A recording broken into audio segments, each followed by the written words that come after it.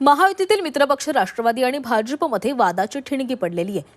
कोकाट यांनी सिन्नरमधील सभेमध्ये भाजपवर जहरी टीका केलेली होती।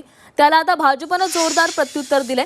रमी खेळून बोर झाले असावेत म्हणून ते भाजपवर टीका करत असावेत अशी खोचक टीका परिणय फुकेंनी केली आहे। दरम्यान भाजप बाटलेला पक्ष असून तो फोडाफोडीमध्ये व्यस्त असतो अशी टीका कोकाटे यांनी केलेली होती।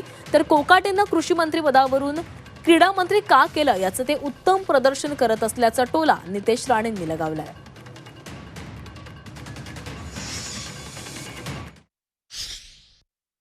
संपूर्ण महाराष्ट्रामध्ये फिरत असताना महाराष्ट्रामध्ये लढाया फक्त आपसामध्येच आहे, म्हणजे युतीमध्येच जास्त लढाया। निवडणूक संघर्ष हा युतीमध्येच आहे, विरोधी पक्षात तर कुठेच काही दिसत नाही। आपल्याकडे थोडासा उभाटा दिसतो, तोही बाटलेला आहे, आणि बीजेपी तर पूर्णपणे बाटलेली आहे। बीजेपीचं त्यांचं काहीच राहिलं नाही, इकडून फोड तिकडं फोड, इकडून फोड तिकडं, फोडाफोडीमध्ये त्यांचं आयुष्य चाललं आणि जुने बिचारे कार्यकर्ते घरी बसले।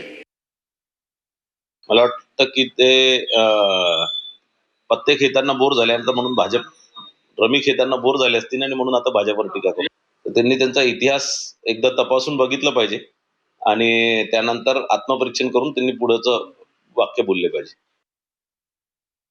भाजप हा बाटलेला पक्ष आहे अशी माणिकराव कोकाटेंनी टीका केली। मला असं वाटतं ह्याचं उत्तर मुख्यमंत्री साहेब त्यांना निश्चित पद्धतीने देतील।